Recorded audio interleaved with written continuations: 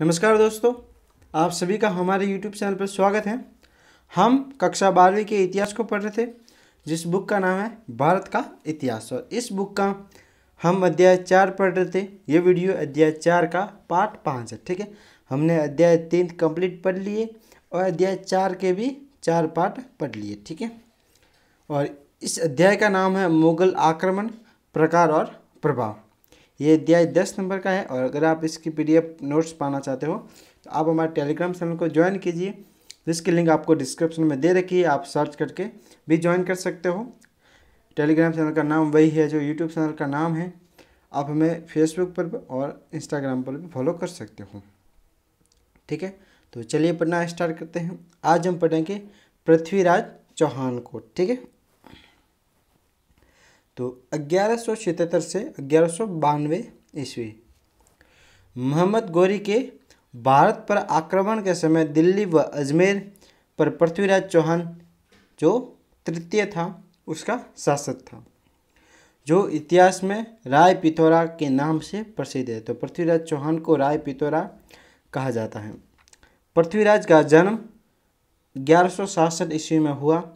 वह अपने पिता सामेश्वर की मृत्यु के बाद मात्र 11 वर्ष की आयु में चौहान साम्राज्य का उत्तराधिकारी बना। पृथ्वीराज की मां कर्पूरी देवी कुशल राजनीतिज्ञ थी। इस कारण उसने प्रधानमंत्री कदम्बवास और सेनापति भुवनमल्ल की सहायता से राज्य का शासन आसानी से संभाल लिया। क्योंकि जब पृथ्वीराज चौहान शासक बने थे तो 11 वर्ष के थे, इसलिए संरक्षण के रूप में इन दोनों ने, इनकी मां ने कार्य किया और ये प्रधानमंत्री और सेनापति थे। ठीक, 1 वर्ष तक माता के संरक्षण में रहने के बाद 1178 ईस्वी में पृथ्वीराज ने शासन की बागडोर अपने हाथों में ले ली।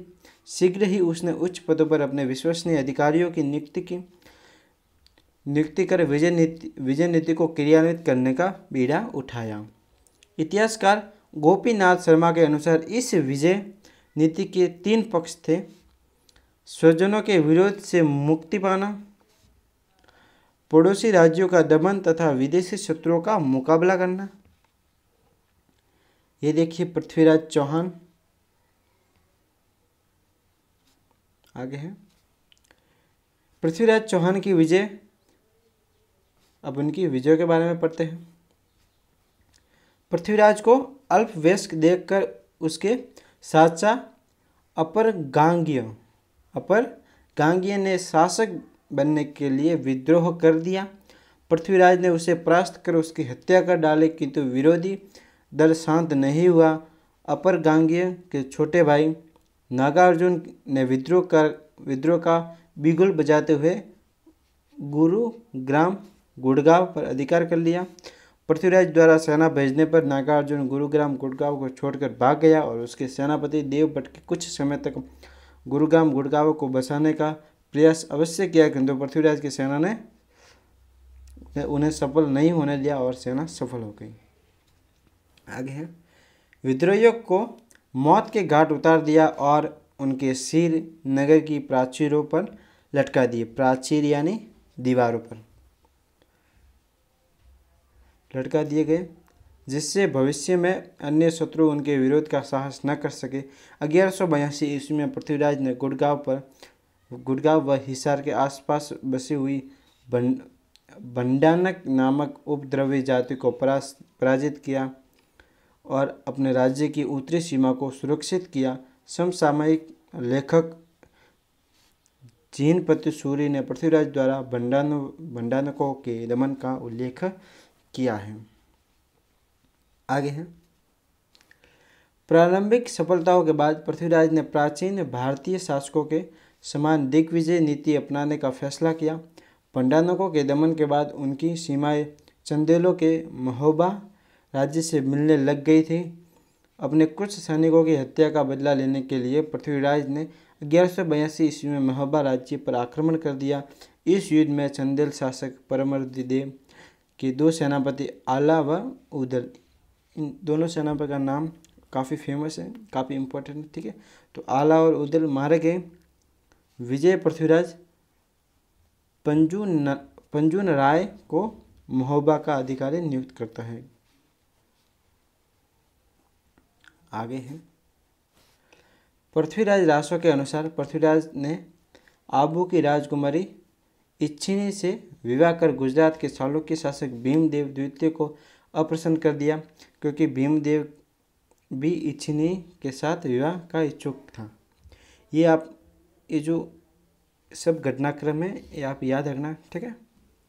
डॉक्टर गोविंदनाथ शर्मा के अनुसार दोनों शासकों के बीच संघर्ष का वास्तविक कारण उनके राज्यों की सीमाएं मिलना और दोनों शासकों की महत्वाकांक्षाएं थी। दोनों शासकों के बीच छोटी छोटी झड़पों के बाद जगदेव प्रतिहार की मध्यस्थता से संधि हो गई, किंतु इस संधि से परंपरागत वैबंध्य समाप्त नहीं हुआ और चौहान चालुक्य द्वेष भीतर ही भीतर सुलगता रहा।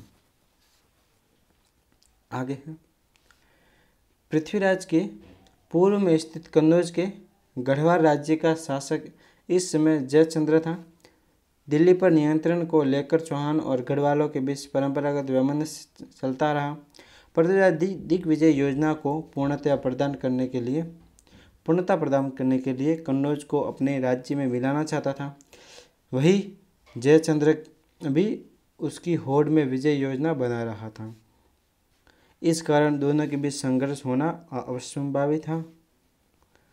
फिर पृथ्वीराज द्वारा जयचंद की पुत्री संयोगिता का बलपूर्वक अपहरण कर विवाह किया जाने दोनों शासकों के बीच संघर्ष का चरमोत्कर्ष था।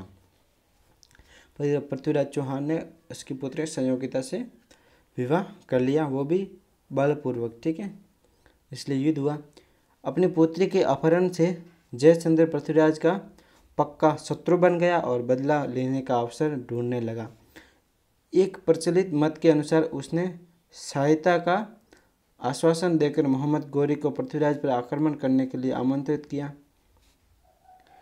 पुरातन प्रबंध संग्रह के अनुसार गौरी के हाथों पृथ्वीराज की पराजय की खबर सुनकर जयचंद ने अपनी राजधानी में खुशियां मनाई। तो दोस्तों आज के लिए इतना ही। अगर आपको वीडियो पसंद आया तो इस वीडियो को लाइक कीजिए, शेयर कीजिए और अभी तक आपने हमारे चैनल को सब्सक्राइब नहीं किया तो चैनल को सब्सक्राइब जरूर करें, ठीक है दोस्तों। Thank you.